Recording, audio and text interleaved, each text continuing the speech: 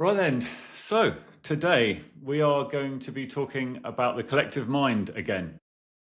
Collective mind part 2.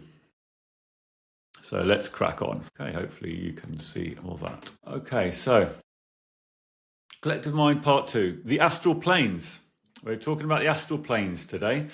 So last lesson on the collective mind was before Christmas at some time, and we talked about the fabric of the collective mind. But today it's going to be the second part. It's going to be the collective mind part 2, and we're going to talk specifically about the astral planes. But of course, we have to have a little recap, don't we? Because it's been quite a long time, hasn't it, since we talked about it. So let's just have a quick recap on what we did in the first lesson, the collective mind part 1, and that was called the fabric of the collective mind. All right, and so collective mind part 1, the first lesson. So we talked about how it was formed, how the collective mind was actually formed, or how it is formed, how mind energy is beamed out in all directions and it links up with everybody else's mind energy. And that allows transfers of things. It creates a network between mind, and everybody that has mind is collected to the collective mind. That's people and animals, of course. And we talked about how dynamic it was. We talked about how it's always movement, always moving. And the reason for that is twofold, really. One is the movement of people and animals on the planet, because it's actually created by individuals beaming out mind energy. Whenever people shift around and move, that actually shifts the shape of the collective mind. So it's always in movement, it's always in flux. And it's also always dynamic because of planetary breathing as well. Do you remember we talked about this? We talked about how planetary breathing is just a metaphor, of course. It's just the movement of the moon going around the earth has a massive impact on the collective mind, and that's because of the gravity that has an impact on the earth's gravity, and the magnetic field of the moon has an impact on the earth's magnetic field. So all of this creates all sorts of movement in the collective mind, basically, and even going around the sun creates an impact, and the spin of the planet creates an impact as well. So it's constantly moving, constantly dynamic. Then we talked about a load of different common health complaints, and what we mean by that is the stuff that can go wrong sometimes in the collective mind. So we went over a few different examples of entities and things like that, and attachments that you can pick up from the collective mind. Now we're going to talk more about that in this lesson, so I'll leave it there. And we introduced the concept of the astral planes as well in the last lesson. We only had a few slides on it. We just introduced what they were, but of course that's what this lesson is all about, so I'll leave that there as well. And then we talked about telepathy. We talked about how people are connected using the brow chakra through the collective mind. The brow chakra has evolved as a telepathy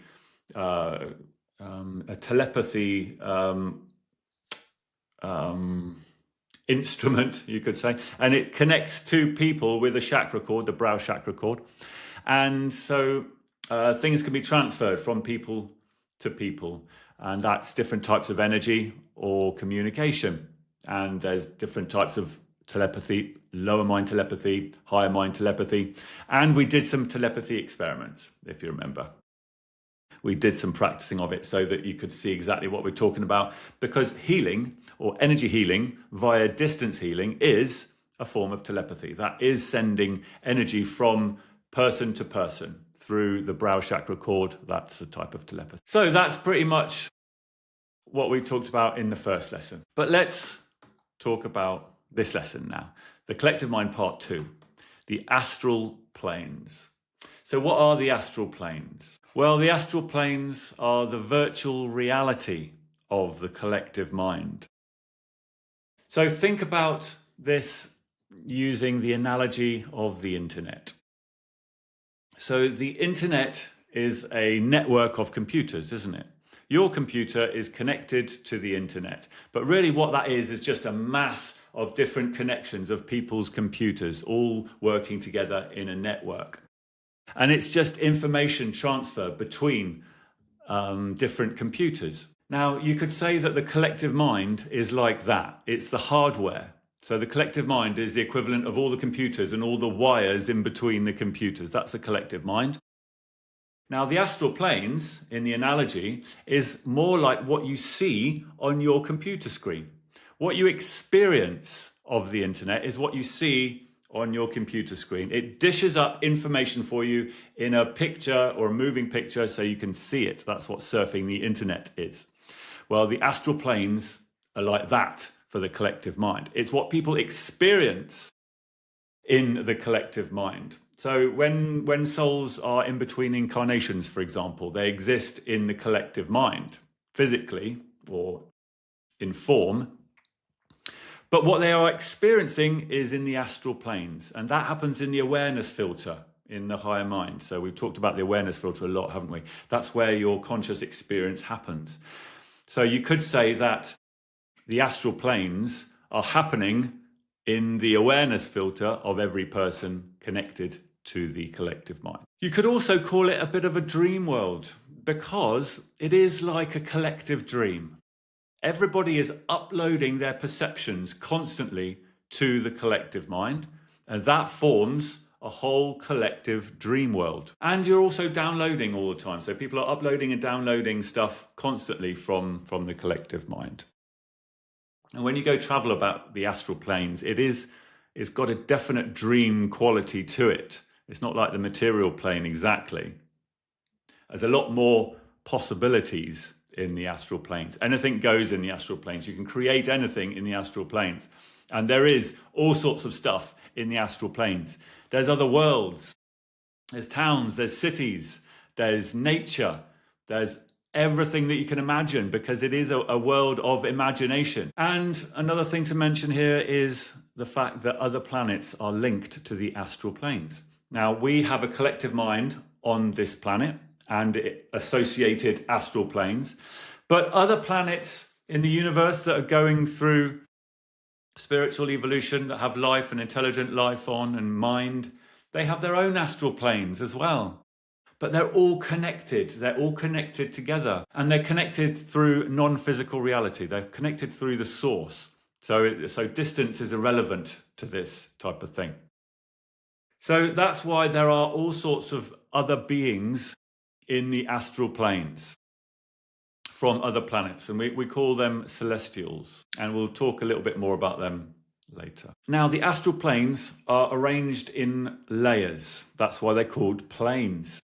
And you can say that they are planes or layers of frequency, because everybody is uploading their perceptions.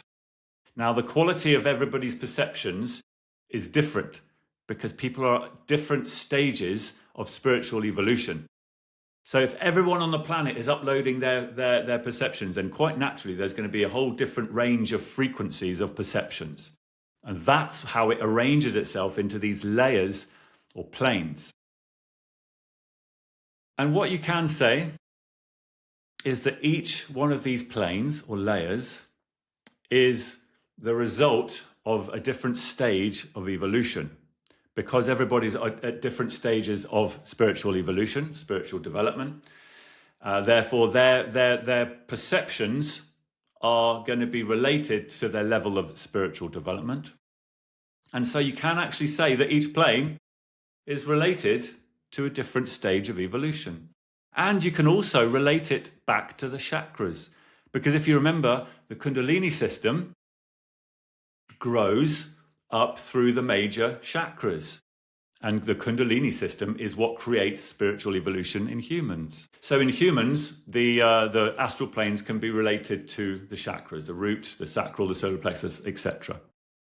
Now, there are animal planes as well, which are a layer down from the human frequencies. There's a whole range of animal astral planes, which I've only put the word animal here, but you could separate them all out into a whole range of frequencies as well. So the animal planes blend naturally into the human planes. There's no real line between these planes, though, to be honest with you. It's more like a spectrum, a bit like a rainbow. A rainbow has colors and there's no line in between each color. we can just see it blending into each other. It's a spectrum of light. Well, it's the same here with these frequencies, that it's a spectrum. And what do we mean by frequency here? Well, it does actually refer to frequency of energy, but a good way of thinking about it is the quality of a perception.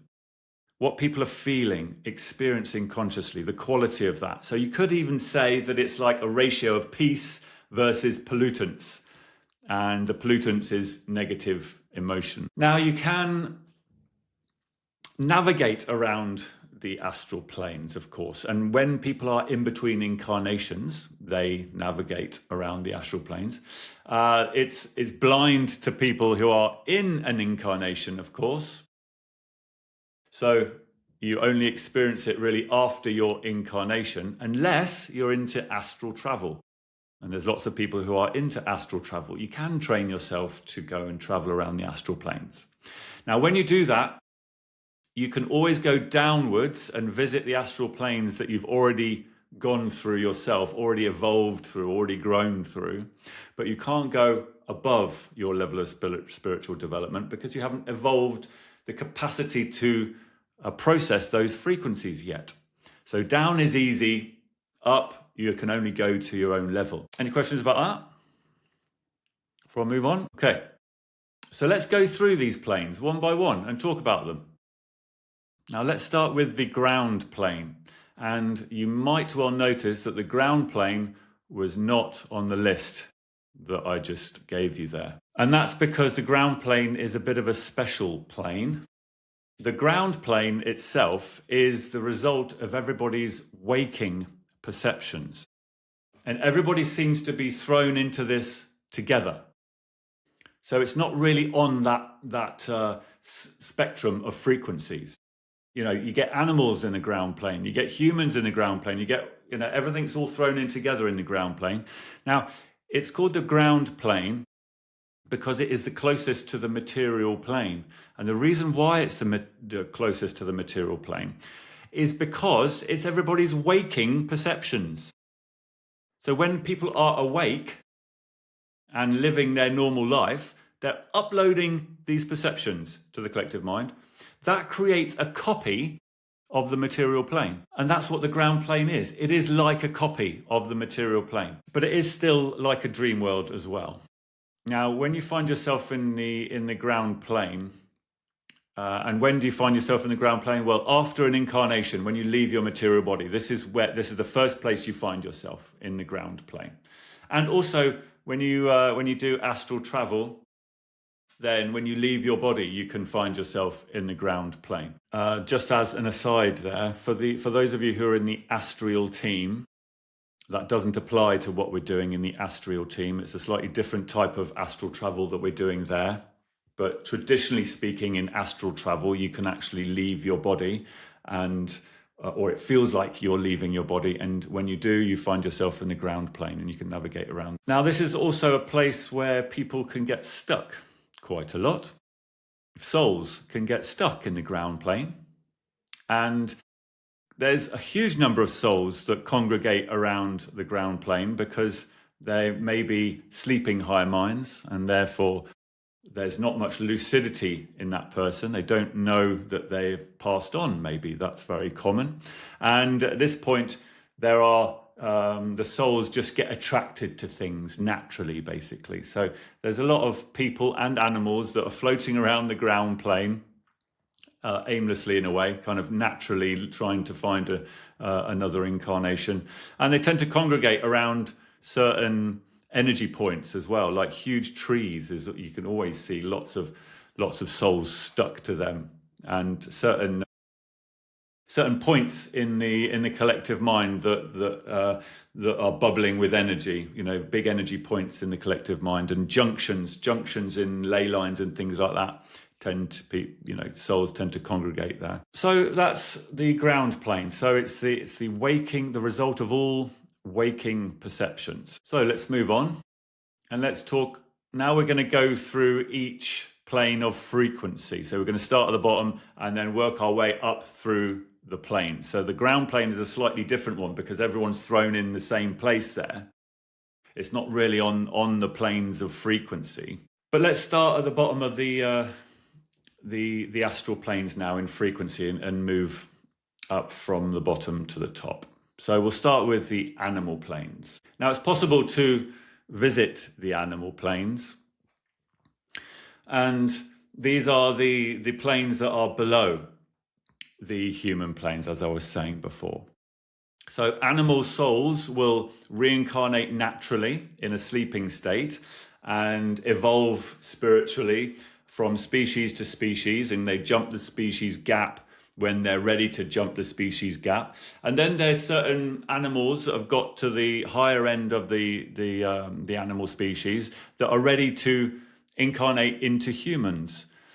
And these are animals like horses, some species of dogs, elephants, dolphins and whales, the great apes. These kind of animals are, this species can jump into the human species. Now, the dominant feeling when you go into the animal planes is mostly survival emotions, to be honest with you.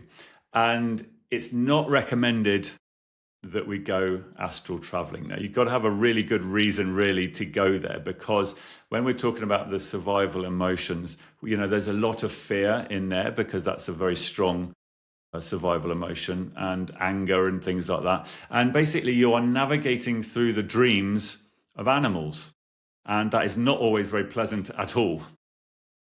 So there's a lot of monsters and things like that, and just general created very strange things. So it's not recommended at all for astral travel, especially when there is still fear in that person. If that astral traveler, that person has got fear still in them, then it's going to trigger that fear for sure. And I'm talking from experience, of course. Right.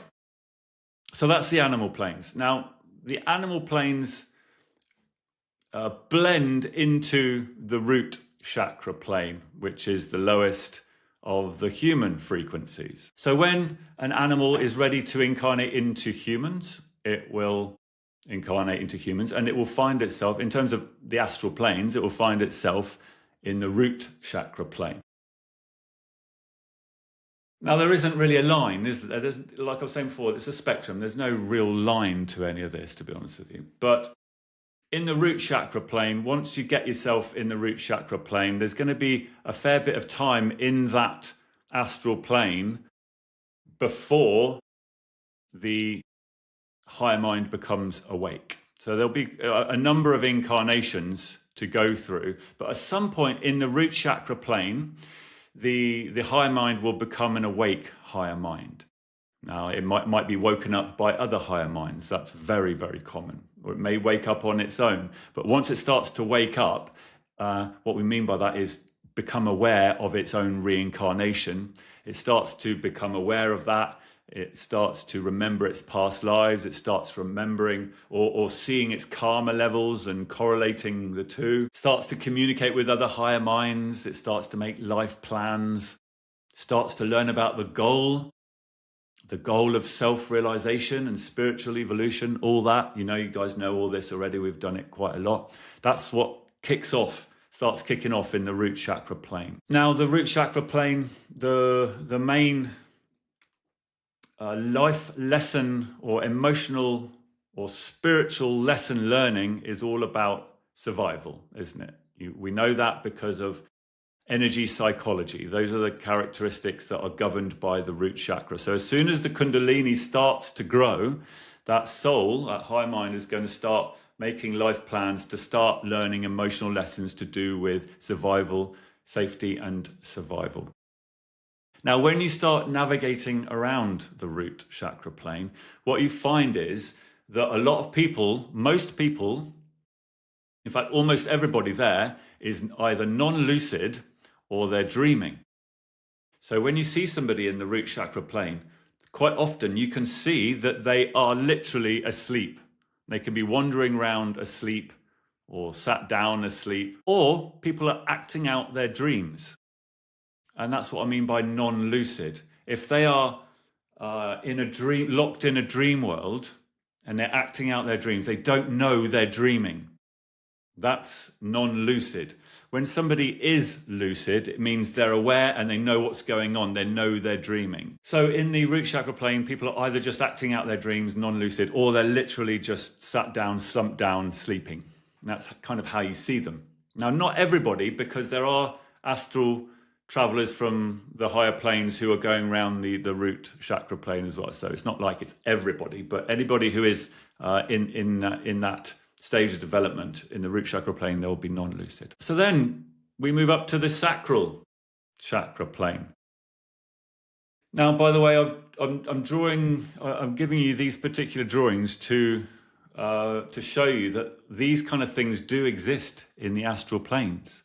So you go and wander about the astral planes and you do see things like this, towns and cities and weather and landscapes and all this sort of stuff. So this is a fairly accurate representation of what they can look like sometimes. So the sacral is another layer up, a layer of frequency up from the root chakra plane, a little bit further in spiritual development. And the emotional lesson learning is all about reproduction and parental care, of course. So you know these, of course, but I'm reminding you because it's really important for the astral planes. It's the same concept when people are in this stage of development, that these are the main lessons that they're learning at that time. Now, in the sacral, lucidity is just starting to happen.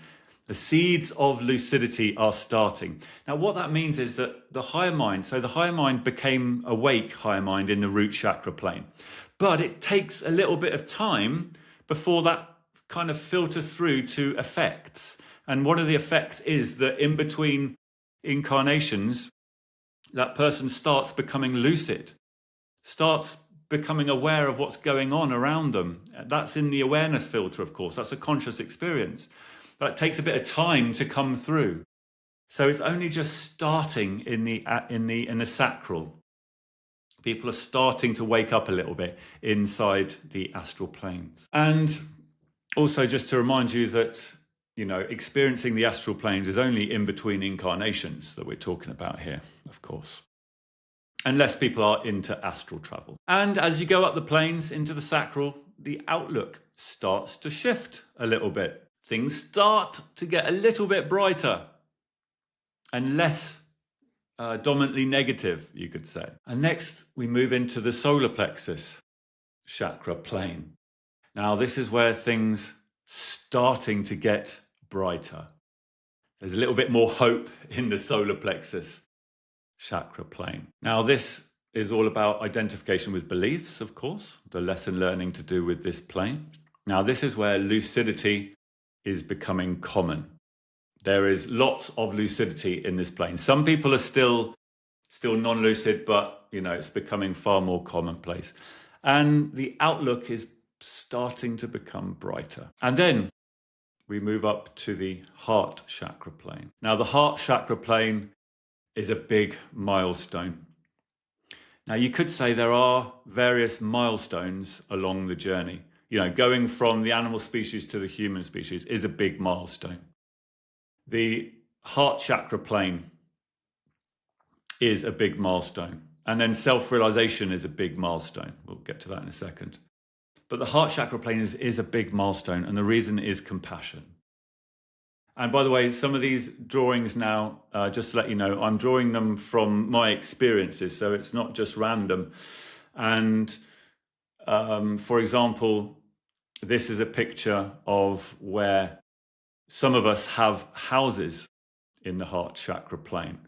Now, this is another concept which I don't want to dwell on too much, but just to let you know, and some of you know already because of the Astral team, whenever you evolve through these places, you usually have a house on that plane, a place of dwelling that you go and spend time in between incarnations. And as you evolve past these planes, you tend to keep those houses as well, because you are constantly going back into the other planes to do all sorts of work and to meet people. And so you tend to have a house on each plane. And actually, for some reason, from my experience, the solar plexus chakra plane is the earliest plane that I seem to have a house. So I don't seem to have one on the root or the sacral. I don't know whether that will be the same for you guys. It'll be interesting to find out in the Astral training. But anyway, the heart chakra plane. So of course, it's attachment to loving relationships. That's the lesson learning of this particular plane. But it's a big milestone because this is where people start becoming able to have compassion for others who are nothing to do with them. And before that, compassion is mainly for inside your inner circle or soul family, perhaps. And that's because in the first three planes, the egoic identity is strong. And that's a very self-centered identity. So naturally you have compassion, but for people who matter to you more. Once you go past that into the heart chakra plane, you start being able to have compassion for complete strangers, compassion for all things. That's a big milestone. And it's a big milestone because we really need to get the whole planet up to this level as quickly as possible, because that's what's going to change the course of this planet. That's what the silent revolution is all about. That's what the global awakening is all about. So that's why it's a very important milestone, the heart chakra. Now, everybody is lucid on this plane. There is no more non-lucidity. Everybody who gets to the heart chakra plane, in between incarnations, they are fully aware of what's going on. They're fully aware of their life plans. They're fully aware of reincarnation. And by the way, it is a bit of a learning process every time you finish an incarnation, by the way, because if you think about it, it is a new lower mind for every incarnation. And when somebody passes away, that lower mind is still attached for a while, and that lower mind personality gets copied. And in between those incarnations, it's mostly that personality which dominates. So it's almost like a new learning experience every time somebody passes away, which is kind of strange.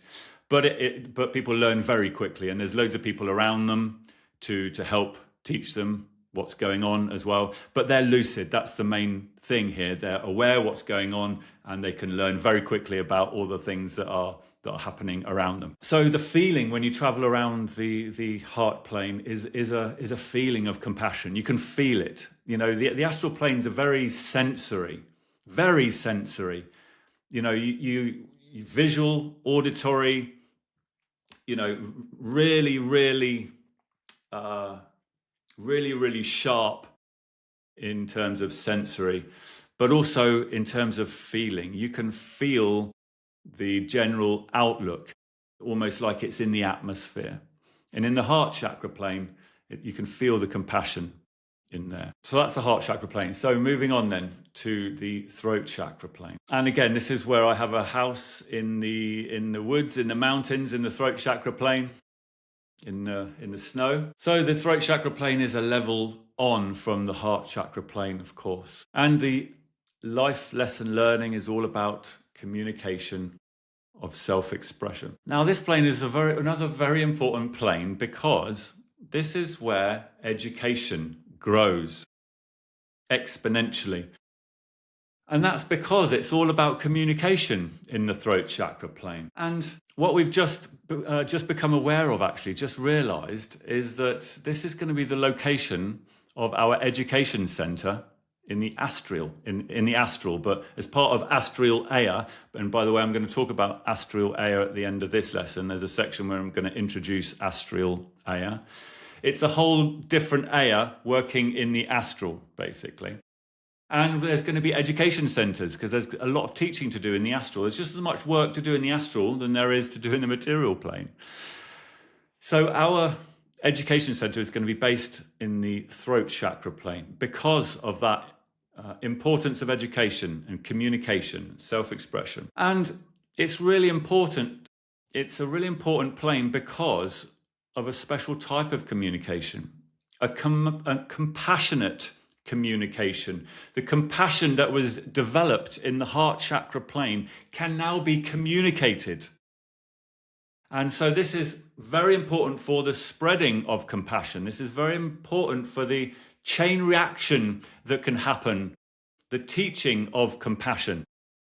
So it's basically like the heart chakra. You develop compassion for others not close to you, and then in the throat chakra plane, once you get there, you're able then to communicate it effectively. And the feeling of the throat chakra plane is that peace is starting to shine through. You can start to feel that peace. The quality of experience there is much more peaceful than the lower planes. So we're moving to the brow chakra plane. So this is also a place that I know that is on the brow chakra plane, this beach. This beach is the place that I remember going to immediately after leaving my last incarnation. And this is where I met all the people that I knew after that incarnation. And you can see a little beach barbecue going on there. Well, that was what was happening. There was a beach barbecue going on there. And after leaving my body, I remember that. And I remember just popping straight into this place, basically. And I found myself here and met loads of people that I knew. And I have actually gone back to this place in this incarnation through astral travel. So this is where there is no more emotional lesson learning going on, because the emotion chakras go up to the throat chakra, don't they? There's no more emotion chakras after that. This is the plane where people are getting ready for self-realization, basically. So all of you guys, all of us, we started this incarnation in the brow chakra plane and then became self-realized or going through self-realization, which then you access the next plane, but I'll get to that in a second. But the brow chakra plane is the plane just before self-realization, where people are ready for self-realization, pretty much. And don't forget, there's many incarnations in each plane. Don't forget that. It is a long process. It's also, we can talk about that a bit later on as well, about how long the whole thing takes. That's another conversation. Now, this is a very peaceful plane.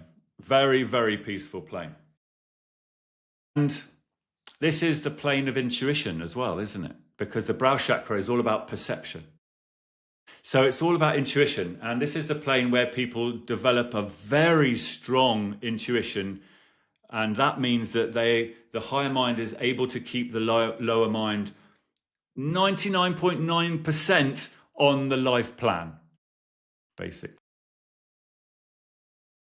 Someone want to ask a question? Absolutely. Well, they're always going to be nice places because you can choose whatever you want. As you're going through that plane, you make yourself a house, and there are no limits, are there? So you can make them whatever you want, and they can change along the way as well. So for example, in the solar plexus plane, I have this place which is like a flat on a high-rise city, like skyscraper in the middle of a city, and it's quite nice. But inside, there's loads of all sorts of mixture of all sorts of things from different time zones. And I'm wondering whether that's because at the time that you were going through that particular plane, you had your ideal house, you made your ideal house, but then as you evolved through the different planes and as time passed, every time you went back there, you kind of made little changes to it. So it does change along the way as well. But I think that kind of fits with what you're saying there, is that the houses that you're finding are still places that you like in this life. Yes, I agree. I totally agree. Yes. And I've also found interesting things like no televisions and things like that. And I like a good telly, but I don't think you can watch television there. I don't think it works that way. And you can't. Well, this is an interesting one. You can, and in fact, I found this out on this plane here, on this beach. Earlier in my life, when I was doing astral travel and I went to this beach, I found that you couldn't read anything. You couldn't have any sort of things that you could read. It just didn't work. It was all just jumbled up stuff. Like, when I came onto this beach, there was an old woman there that gave me a newspaper. And I was trying to read it, and it was just a load of nonsense. It just didn't work. And I wonder if this is also something to do with phones. You know, in dreams where you have a phone. Have you ever had that? And you're trying to use your phone, but it just never works. I think it's maybe something to do with that. But then just recently, I went back. I went back to this place just recently, and I was able to read some papers. So I don't know what's going on there, but you know, you can. Yeah, you can do experiments to learn more, basically. Does someone else want to say something? Okay, so that's the brow chakra plane. So moving to the crown chakra plane. Now, the crown chakra plane is the plane of self-realization, really. And so it's like a picture of heaven. In fact, I think that the ancient intuitions that started these kind of myths about heaven and hell and things like that really came from the astral planes, really. Because you could say that the crown chakra plane and above is a picture of heaven, and you know the lower astral planes could be in some cases just depicted as more negative, let's say. So the thing to explain here, this is a bit of a tricky one to explain, because we have to talk about self-realization and how kind of self-realization works or how it evolves over time. Now I've put there this is early self-realized beings in the crown chakra plane, and the reason why I put that is that the process that you guys are going through is the day avatar process. And that is people who are going through self-realization at the time of a global awakening. That's where everything is squashed up. That's where the process is all squashed up into a short space of time.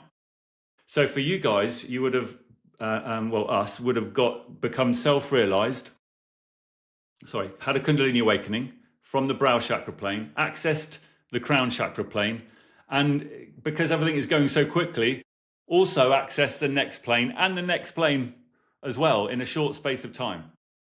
Now that is not the same for all self-realized beings going on in the universe. For example, 5,000 years ago, when the first person became self-realized on this planet, it was a different type of self-realization then. Things took a lot longer.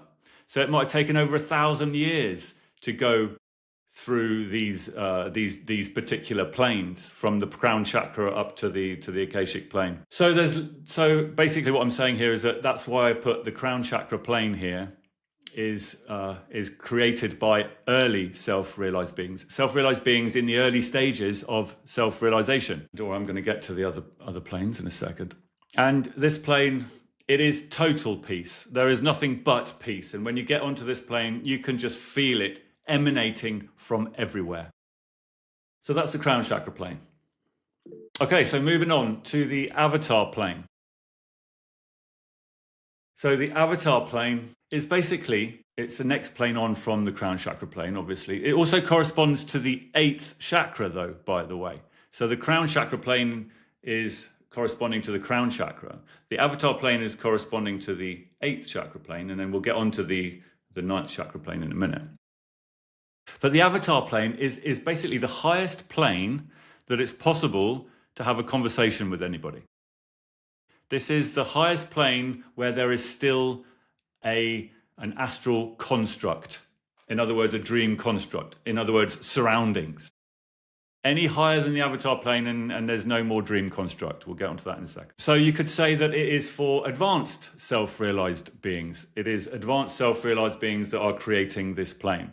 Now, this plane has been around for a long time, way longer than this planet has been around for, because there has been self-realization in the universe for a long time. So really, the avatar plane is like a communal plane. I mean, all the planes are kind of communal because they're linked together with other planets.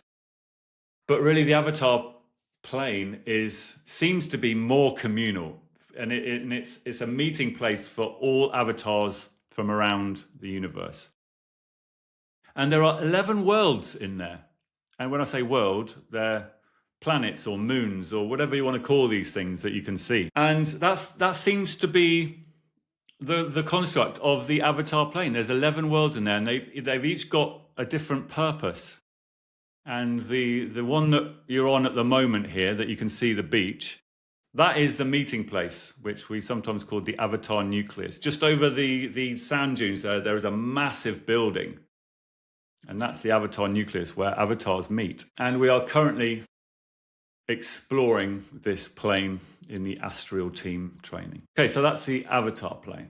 Moving on then to the Akashic plane. Now, this is a plane which is the highest plane that exists.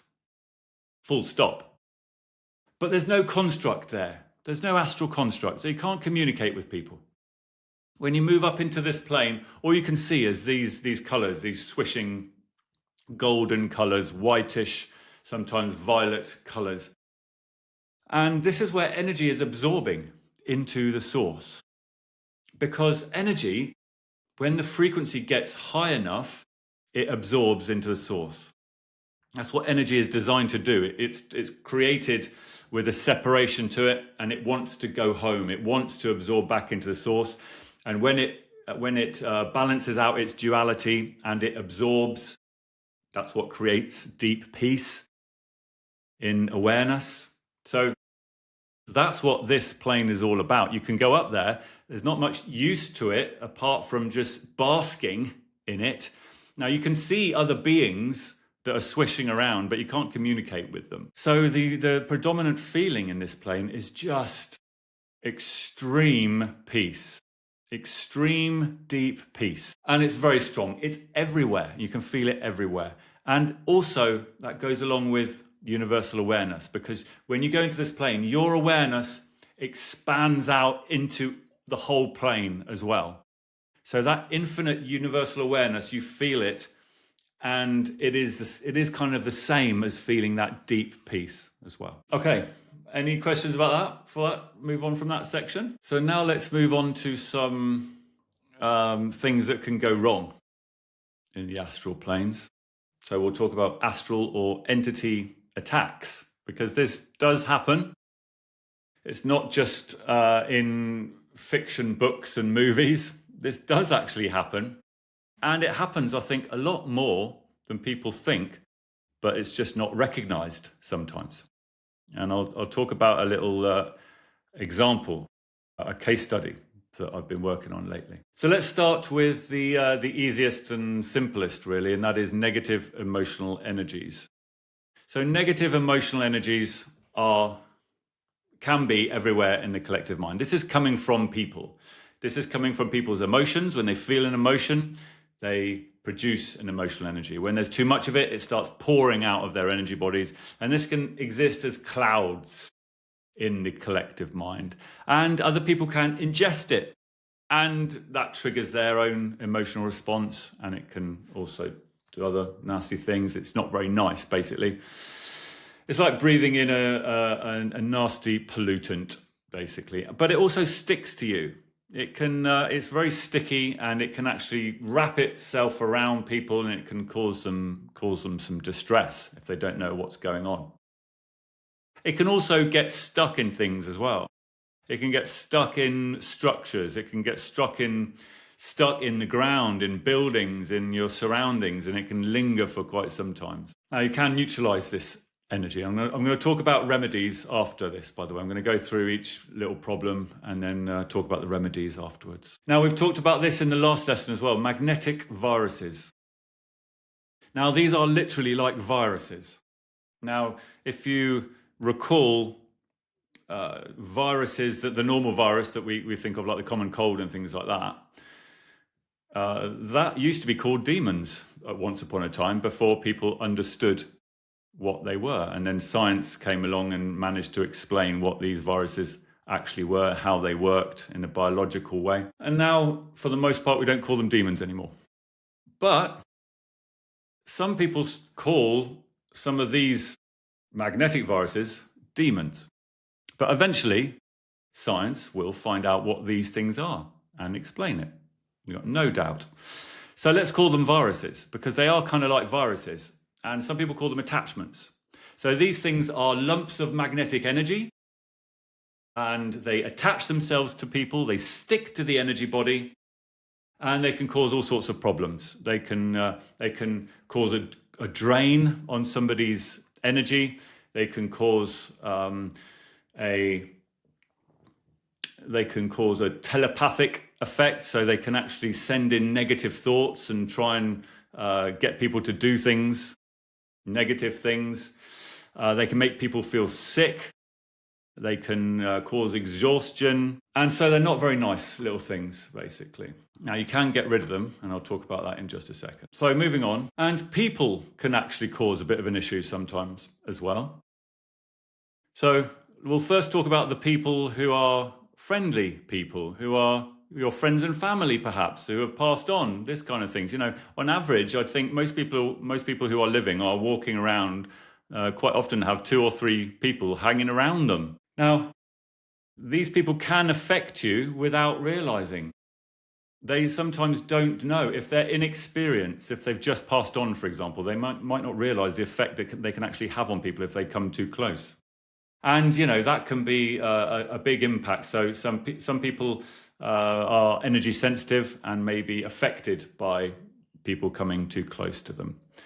And that's, you know, people can be affected in different ways. It can feel like a big weight on you sometimes. It can cause heart palpitations sometimes. It can cause just strong energy sensations sometimes that can be quite overpowering. But these are friendly people and they don't really realize what's happening. And, you know, sometimes also they can't escape because they're attached through chakra cords and they're drawn to somebody. That, you know, if it's a sleeping high mind and there's no lucidity, for example, then that person can be attached to a living person because of chakra cords. So, you know, you might have to do something about that to help people. By the way, I should also mention here that we're learning about all this stuff in Network Healers. We do have an Astral team, of course. So when the Astral team is sort of up and running, then Network Healers will offload these kind of issues to the Astral team. But it's very important that our healers in Network Healers know about it all as well. So that's why it's part of these lessons. And then another category of people that can do harm is that some people can attack a living person. And there can be 2 instances where this can happen. One instance is that it's a sleeping higher mind and they don't actually know they're attacking a person. And I've found this out recently with somebody I'm working with. I'll talk about her in a second. But these are sleeping higher minds. Therefore, there's no lucidity. But that person has got a lot of anger and violence, and they are acting out their dreams. So they're attacking somebody in their dream, and they don't actually know that they are actually latched onto somebody and attacking them in reality as well. So that can happen. So that's attacking without realizing, really. Now, you can also get people who are attacking on purpose as well, unfortunately. Now, there is a short window in spiritual evolution where this can happen. Because once a soul goes past a certain point in spiritual development, then they're not going to be doing this, of course. And then if you go too far down the other way, they're a sleeping higher mind. So they have no lucidity. So there's a small window when lucidity starts in the sacral chakra and all the way up to, let's say, the solar plexus chakra. That's the kind of window where you get people who have some lucidity in the astral planes, but can also be up to no good as well. They can be mischievous. And look around in the material plane. Lots of people up to no good and being mischievous. Same thing, of course, in the astral planes, no difference. But it's in that short window, I think. So these people can attack on purpose. So sometimes you have to move people on and put them somewhere else, basically, where they can't cause harm. I'll talk about that in a second. Okay, and the last category that we'll talk about today is called astral viruses. So we talked about magnetic viruses, and they have form, they have magnetic energy, they're in the collective mind. Well, astral viruses are different. They are actually an astral construct. So really they don't have form, they're just made of information. It's like a computer. It's like a computer simulation of some kind. Imagine like a whole computer game being the astral planes, and imagine a little nasty character which sort of takes on its own form inside that computer game and starts causing problems and goes rogue. It's a bit like that. So astral viruses can actually attack people. And what they do is they they seem to download a part of themselves into the lower mind of the person in question. And because of that little download, they can control the body of that person in some way. Now, the case study that I've been working on recently is of a girl who is, she's in America, and she's been experiencing these symptoms for about 4 years now. And basically she gets voices in her head telling her to do things and trying to trick her into doing things, and telekinetic capability as well. So telekinetic capability on her body as well, like her eyes opening and closing, and her cheeks getting sucked in and out and things like that, and all sorts of strange physical effects in her body, and pressure everywhere, and like she's getting pushed around a lot. And also even telekinetic stuff going on outside her, like the keys on her keyboard getting pressed and things like that. So, quite extreme, basically. So we are working with her at the moment and trying to remove this. And we found a few methods that are working, which I'm going to go through in a second. Okay, so shall we stop there before I go on to remedies? Let's stop there for a little break, shall we? So as soon as a soul becomes awake or aware of its own reincarnation, it's a whole long journey of more development and growth. So, for example, they won't start making life plans immediately. They might just be able to start communicating with higher minds, but then after that, it's a long drawn out process. Whenever I talk about it, it's like, yeah, they start making life plans, they start analyzing their karma, they start doing this and that. But really, I think this takes many, many incarnations of development to be able to do. And I think lucidity is one of those things. So there is a time lag from in the root chakra when somebody, a soul becomes aware. There's a time lag before lucidity will start. And it will start very gradually as well. It's not like you suddenly become lucid.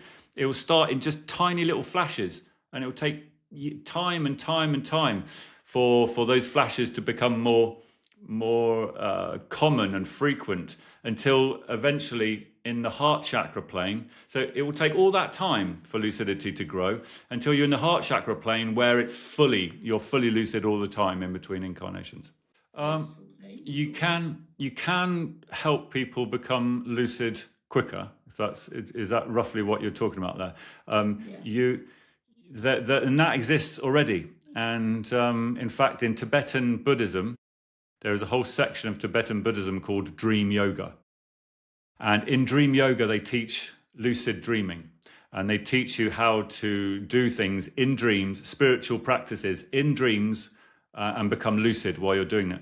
And they know full well, because it's part of their teachings, they know full well that if you increase people's lucid dreaming capacity in an incarnation, then there's more likelihood that they become lucid after the incarnation. Yeah. So yeah, you can increase it, make it go quicker.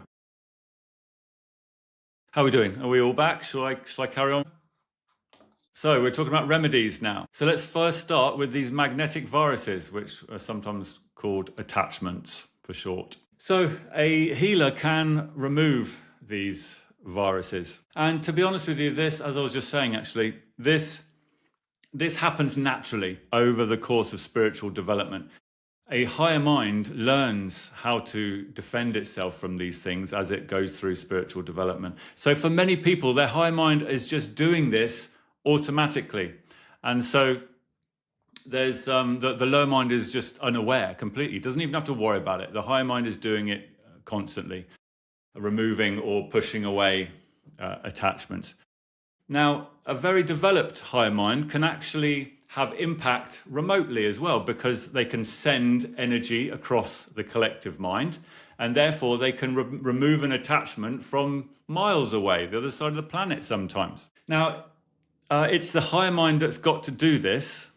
So in network healers, eventually it will be the Astral team that does it anyway. And sometimes we'll have healers and Astral team that are the same people anyway. But really, it doesn't really matter how you see it happening.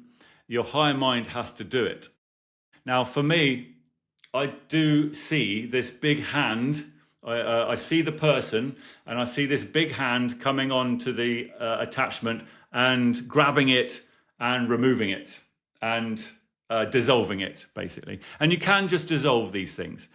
Think of it like a virus that comes into your own material body, like a normal virus that like a common cold. Your body has an immune system, doesn't it?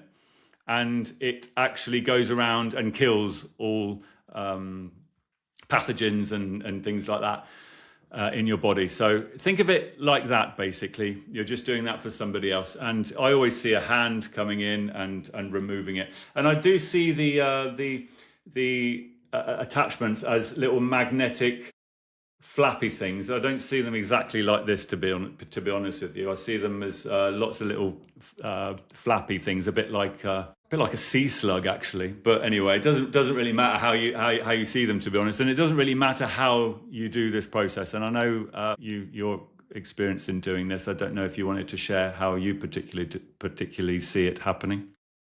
Yeah, I mean, my methods have changed. I think, I can't deal with it anyway. Visualize like a really fine thing around whatever needs to be removed and lifting it away and just basically transmuting that energy so that it can't be nasty again. That's my current method. Yeah, and I think that's talk for killing it. Yeah. But yes, so basically you can see it however you want it happening, but basically it's going to be your higher mind that shows you. It's going to be your higher mind that shows you what it's doing in some way. So in a way, this isn't like a lower mind intention. It's more like a higher mind vision that's going to show you how it's doing it. Right then, the next remedy is for entities that are people. Now, of course, as I was saying earlier, people can cause problems, but these are people. So we've got to be very careful with what we do, of course. They're not necessarily, well, no person is going to be really doing it out of, or let's say it's only ignorance that makes people do malicious things, ignorance of their own true nature. So this is why, of course, we have to treat all people and all souls with compassion. So you can actually relocate these people. Now, to understand this, think of the collective mind, and you've got the planet in front of you there, and think of the collective mind as segmented. As you can see, there's loads of segments, and the little blue segments there, they look like counties or states, don't they? But they're actually segments in the collective mind. Now, I think these evolved early back in reincarnation. When reincarnation first evolved, then you would get a species or a family or a social group of animals reincarnating, but they would always reincarnate very close because it benefits that species to keep those emotional memories within that social group or within that species. It's a survival tactic. So basically, I think that what has evolved is these segments of whether it's different species or not, I'm not sure. But it basically now there are segments within the collective mind. And you can't actually cross those segments if you don't know how. So a sleeping higher mind cannot cross the barrier between segments. So you can actually move somebody and put them in another segment. And then they can't come back to that segment. Now, as souls evolved, they evolved the capacity to break through this natural barrier, of course, and now people can reincarnate. Well, if they are an awake higher mind who knows what they're doing, they can reincarnate anywhere on the planet, of course. But at a basic level, these segments are still there, and they still work for animals, that's for sure. So, one particular case that happened to me recently. Now, by the way, I'm getting a lot of people contacting me through TikTok. This is why I'm getting a lot of strange cases going on. And one particular case was a person who was being attacked by a human entity. That human was a sleep higher mind. He was attacking her, stuck to her and attacking her in his dream. And I noticed that there was a very strong brow chakra cord connection between the two. So I had to physically move that soul to another segment of the collective mind, and then I had to place him in a bubble, in an energy bubble, because you can do that as well. You can actually create a bubble around somebody so that it keeps them somewhere for a space of time. So basically, I had to move him to another segment so he couldn't go back, because he was getting attracted or drawn back to her every time you would move him. And that's because there was a strong brow chakra connection, because she could hear his thoughts, basically. So at the same time, what I found was that I moved into another segment and it got better. So some of the symptoms got better, but she could still hear the thoughts. So I had to get her to do brow chakra cord cutting exercises to actually remove that brow chakra cord, because it was stretching out between segments. And we had to do that for probably about 2 weeks before it kind of fizzled out, basically. So that's what you can do with an entity which is causing trouble that is a sleeping higher mind. Yes. Did she know that person? Or No, it was a random thing. It was a random stranger, let's say. And we should also mention this self-defense exercise, the white light exercise, because we talked about it in 2 previous lessons, of course, and many of you know it already. It's a very famous type of exercise, self-defense exercise. It's very important to get people to do these exercises when you're working with them or working on them, to get them to start learning the tricks of the trade as well.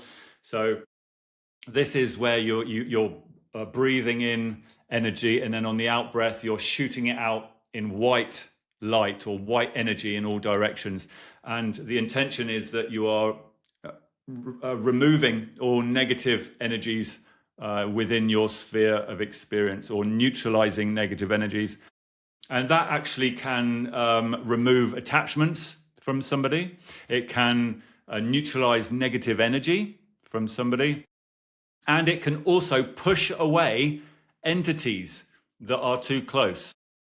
So it doesn't hurt. It doesn't hurt people if they're too close, but it has the effect of pushing them away, basically. So if somebody is affecting you too much, or if somebody is attacking you, then you can actually do this exercise and it starts to push them away. So the next exercise is like a last line of defense, you could say. So if somebody is getting too much issues from the astral dimensions, and I had to do this recently with somebody who was getting attacked by this astral virus type entity, and nothing else was working to cut the connection. So we decided to turn off the brow chakra, and that means shutting the brow chakra down.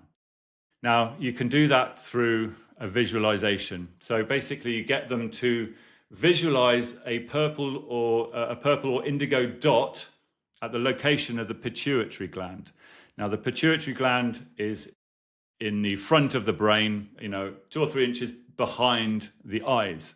So that's what you've got to do in the visualization. And then you've got to visualize it there, but then you've got to visualize a huge weight pushing in on it. You've got to visualize a weight squeezing it or bearing down on it, and then you visualize the purple dot getting smaller and smaller and smaller.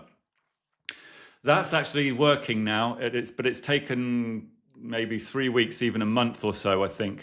But it's actually working. It's shutting off that connection.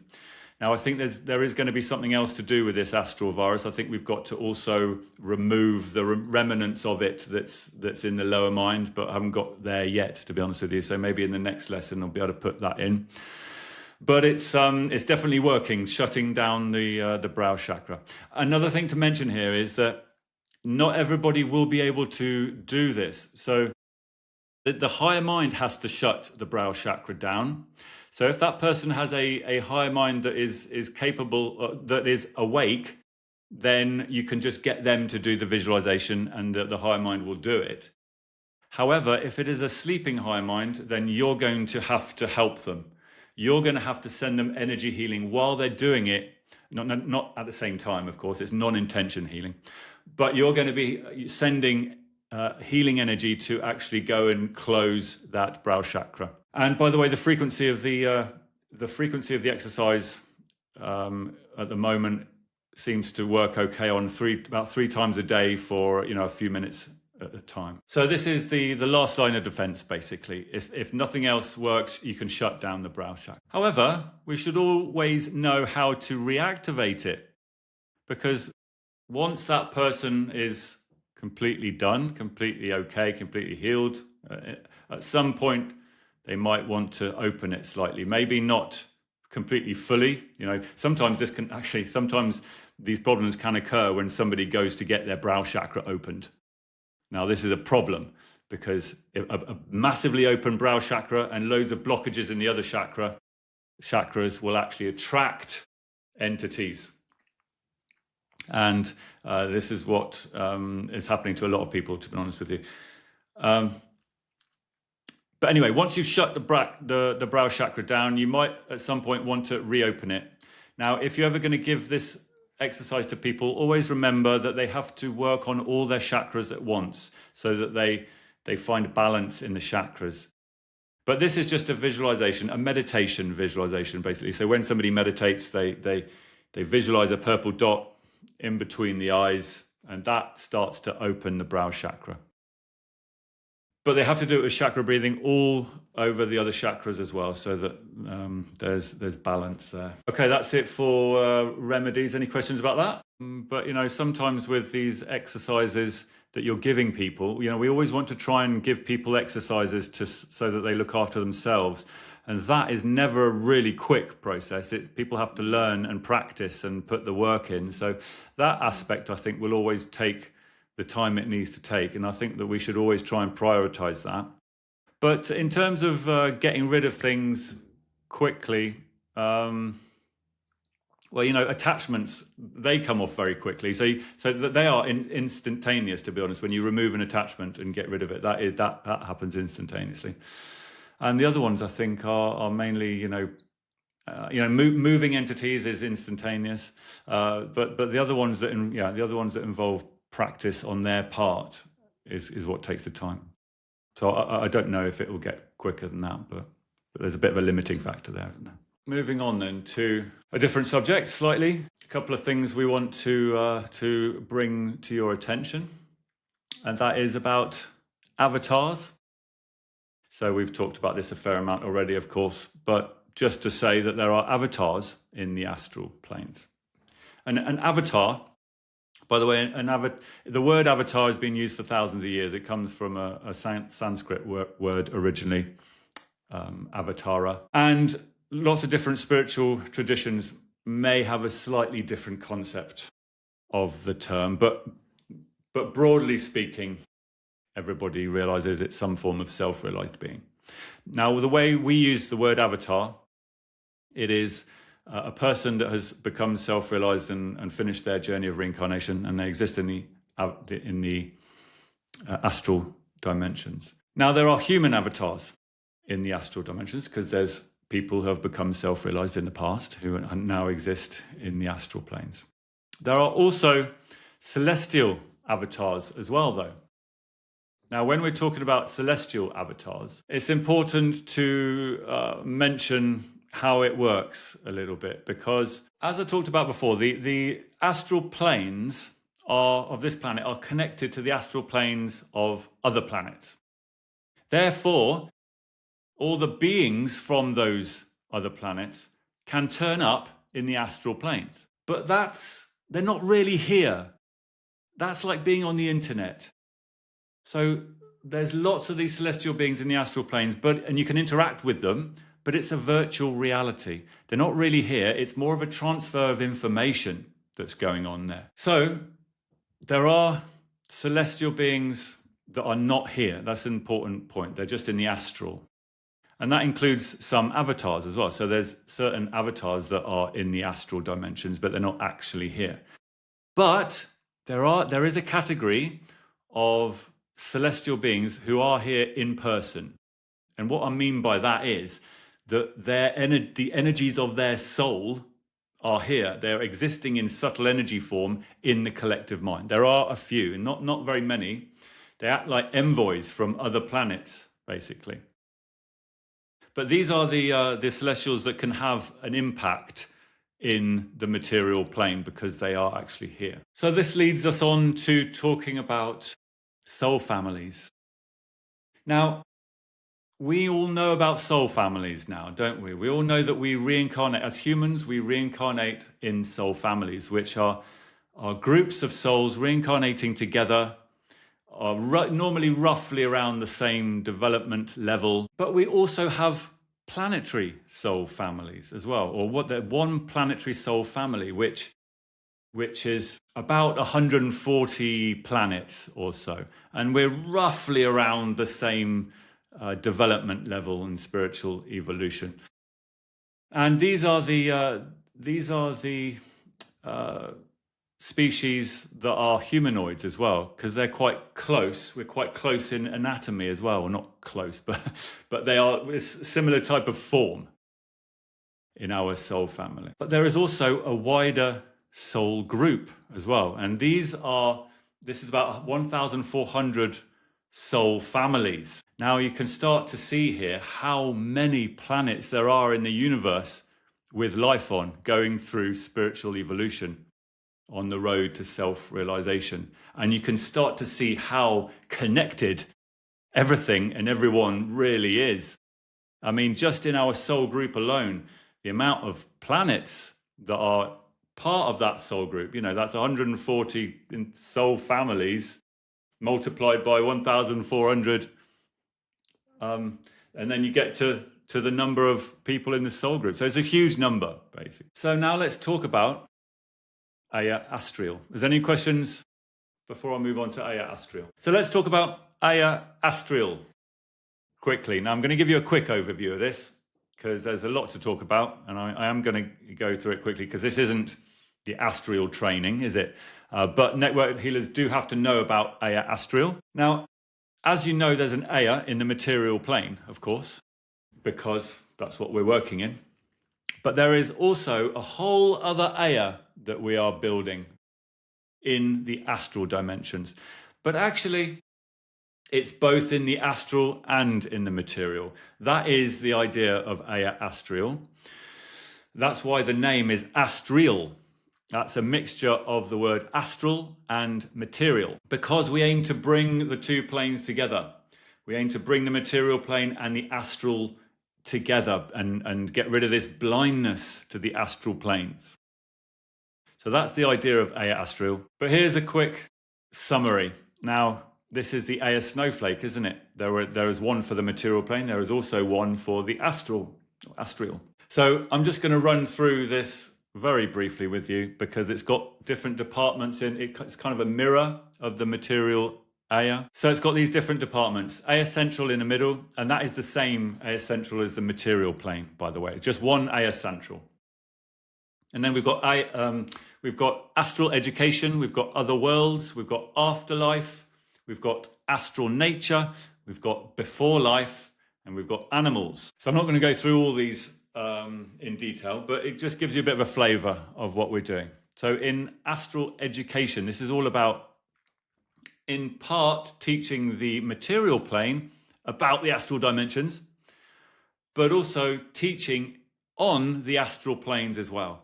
And that's why I told you earlier where the education center is going to be. It's going to be on the throat chakra plane, because that's all about education there. Communication and self-expression. Other worlds is a massive part of the astral planes. So this particular department is going to be dedicated with teaching the material plane about the other worlds and eventually making contact with beings from other planets. Now, this is a big thing at the moment. There's a big hype around this type of thing at the moment. But to be honest with you, they're kind of looking in the wrong place. They're looking too material, where actually it's going to come from the astral. That's where these celestial beings are. They're not in the material plane. They're in the collective mind and astral dimensions. And the afterlife department. So this is going to be tasked with various different things, and making contact is another big thing. Getting contact people in the material plane, contact with people in the astral dimensions. And also this includes things like teaching, educating, the life review thing that happens after an incarnation, all that type of thing, and also helping people who are stuck in the ground plane to get on their way, helping people once they've passed, what's the next step, all that sort of stuff. Astral nature. Now this is really talking about the structure and the fabric of the collective mind.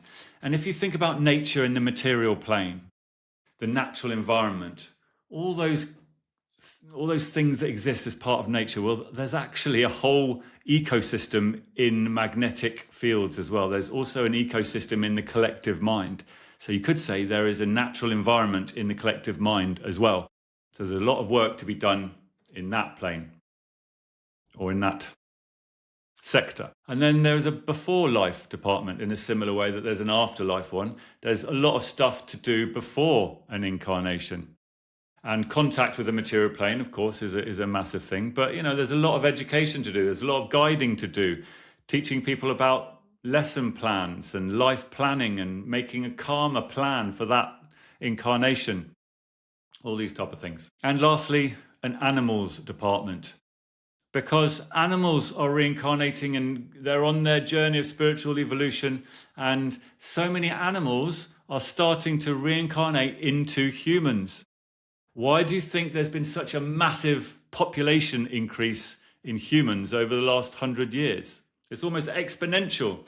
That's because so many animals are getting to the stage of incarnating into humans, starting to fill the gaps. So preparing those animals for a human incarnation is a massively important thing. And what's happening at the moment is not a good thing with how a lot of industries are treating animals. That sets them up for the human journey in the worst possible way.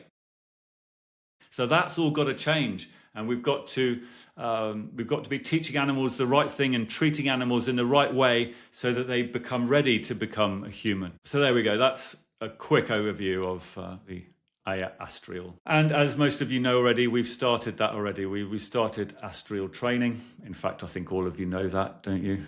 Most of you are on it. And that's going to evolve. That's going to evolve as we go. We are firstly developing astral sight and astral senses. And then once that astral sight is fully developed, then we can actually start doing work in the astral planes, as well as teaching in the material plane. All right, there we go. That's it. Any questions or discussion points to be had? All right, should we call it a day? About that time? All right, lovely. See you guys next week. Oh, one last little thing. I was going through the lesson list last week, and I think I made a few mistakes. I just went through it very quickly and missed out a few, I think, to be honest with you, because next week is actually the last lesson on energy healing part 3. And I also missed out another one when I was talking last week. So anyway, if you want the lesson list, it's all in Classroom, of course. But next week it's energy healing part 3, when we're going to go through the most advanced forms of energy healing. All right, nice one. Oh, no homework, by the way, no homework at all. Just to let you know. All right, see you next week. Bye bye.